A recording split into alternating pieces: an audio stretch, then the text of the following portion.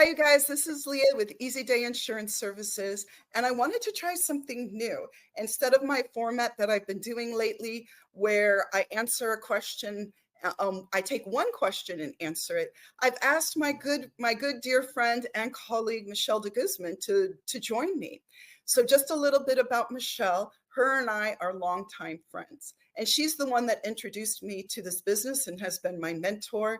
And so I feel like there's nothing better than being able to work with one of your dear friends. So can you say a little bit about yourself, Michelle? Hi, I'm Michelle de Guzman, and I run Michelle's Insurance Solutions. And Lee and I have been friends now for 15 years. Wow, don't age us, Michelle. Well, we were only two when we met. Yes, that's right. And that's true. I crossed my fingers, but that's okay.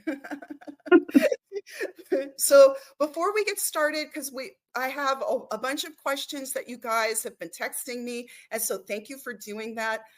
These are really good questions that Michelle and I want to answer for you. All right, let's start with the questions. I heard the donut hole is going away. Is that true? Michelle, would you like to answer that one? Actually, yes. I'm happy to answer it. The answer is yes. The donut hole is going away for 2025. So now we'll have the deductible phase, we'll have the coverage phase, and then we'll have the catastrophic phase. So the donut hole will no longer exist, or the coverage gap as we had before.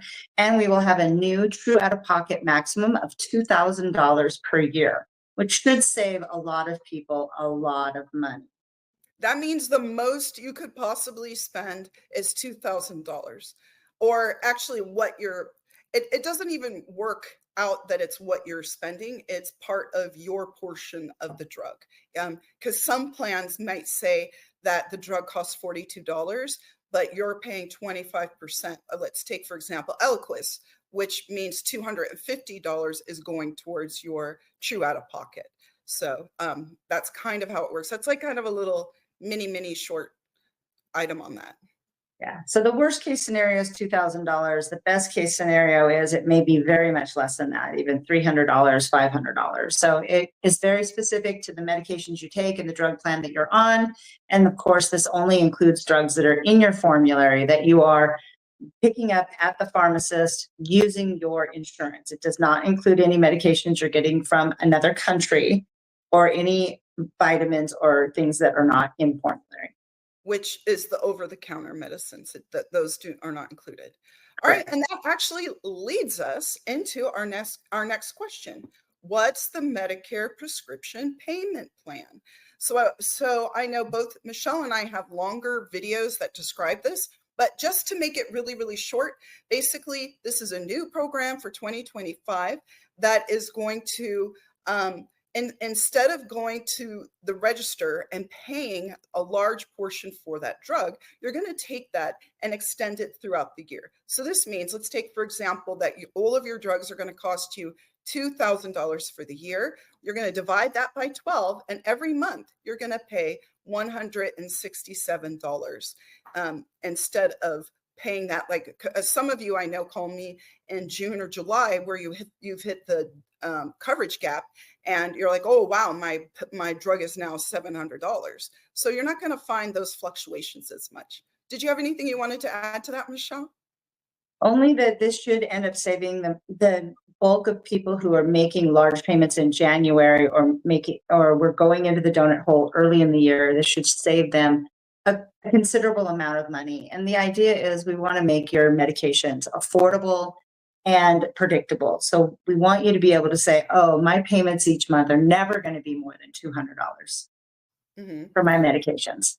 I mean, this is not for somebody whose medications are under $600. This is just for people whose medications are more expensive, or if you're receiving unassisted programs and receiving help, this program wouldn't be for you. And you can sign up for this program during annual enrollment period, and also throughout the year, not until January, throughout the year. That's what I mean by that. Okay, our next question. Do I have to enroll in my carrier's portal? Okay, Michelle, can you tell them first what a portal is and why they should sign up for it etc.? So the carrier portal is a website that was created by your carrier that is specific to the member. So for example, United Healthcare has myuhcmedicare.com. And when you go there, you will create an account. And that account will give you, you'll create a username and a password.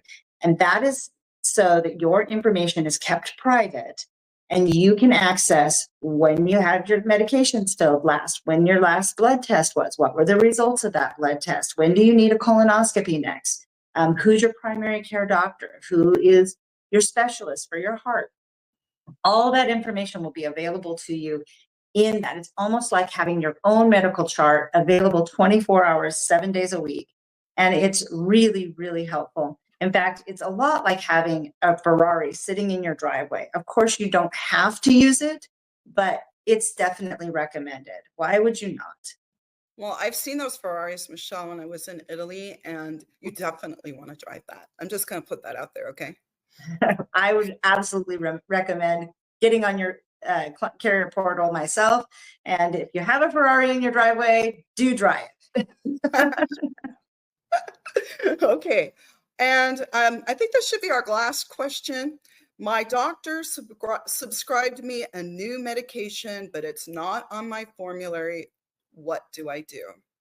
So let's start this question off with the first thing you want to do is you can go to your doctor, and there are some alternatives because every plan has to have 2 drugs in every category. So there could be a substitution that may work. That's something that you need to discuss with your doctor or with the pharmacist. As agents, we can show you what alternatives there are, but of course we're not to medically advise you. So please go see your doctor about that. And something else that you can do is you can ask for an exception. And usually that if you get an exception, that most likely they put you on tier 3. Haven't you found that to be the case, Michelle? I think it depends on the medication, if it's a brand name or not. If it's a brand name, you'll be in tier 5 or you'll be in the specialty drug, the highest tier. Mm-hmm. If it is low, if it's a generic, but that wasn't in the formulary, then yes, it's usually a tier 3. Okay, yes. And so you can ask for an exception. I think you can also even ask for an exception to a tier with your carrier. And Michelle, I also wanted to get into another topic that we've been talking a lot because there's so many drug changes this year. I think, you and I are talking that we believe, because we've been hearing that there may be more limits with the drugs. And what I mean by that is you might see there might be more prior authorizations needed. There might be more step therapy that they want. Do you want to address that a little bit? Absolutely. In fact, Medicare, when it created the Part D plans, set forth several utilization tools. And the utilization tools are prior authorization, quantity limits, step therapy. And here's how they work. A prior authorization is a request that your doctor makes to the insurance company. And what he does is he says, my client, Leah Bergman, really needs this medication. We've tried a different medication, or she's allergic to an ingredient in another medication that's less expensive. And so we'd very much like her to have this medication. And they come back and they say, okay, it's in our formulary and we can see why you want to give her this more expensive medication. We're going to go ahead and approve it, or we're going to disprove it because we don't think it's necessary. That's prior authorization. So you can have a medication that is listed as in formulary and then be denied that medication because the insurance company doesn't feel like you fit the formula or the criteria for prescribing that medication. The next one would be quantity limits. Obviously, nobody wants to overprescribe a medication. So many medications, they only allow you to get a certain number of pills during any 30-day period. So although your medication may not be that expensive, instead of getting a 90-day supply, they may say, no, you can only get a 30-day supply and you can only have this many pills per 30 days so that your doctor's not overprescribing. Mm-hmm. The third thing that they use is step therapy. And step therapy is where they say, we understand why you want to make have your client use this medication, but they've never used this medication before. This is a new diagnosis, and we'd very much like you to try this less expensive medication that's in the same drug class first. See if it works for your client. If it does not work, then we will authorize you to step up to the more expensive drug. It is a cost-saving method for the carrier and for you. So it protects both sides. And so you may see more of that happening, since there's a limit to how much the carriers are going to actually be able to charge you per year, because you're only going to have a $2,000 maximum out of pocket. And they have a limit as to how much they can raise their premiums for their drug plans. So you may see more of these kinds of things happening. You may also see some more limited formularies this year. So it's very important that you come back and check what medications you're on and whether or not they're still in the formulary that you currently have. And then my final recommendation would be to get an actual printout of the formulary. You can usually download them from your portal. And if you go to Office Max or Office Depot, you can actually, if you take it on a thumb drive, you can have them printed out and bind it into a binder for usually less than $20. So depending on how thick the book is, but they can print it and bind it for you. And then you would have it to take with you to the doctor, so that when you're discussing the medications that you're on, you can look at the formulary and see what it's going to cost and discuss how you can save money so that you can afford to take the medication as prescribed, so that everybody has a good outcome. Yes. And so annual enrollment period is coming up. These are things that we're going to be discussing with you when you make your appointments. So make sure to make your appointments soon, because October 1st is going to be here very quickly.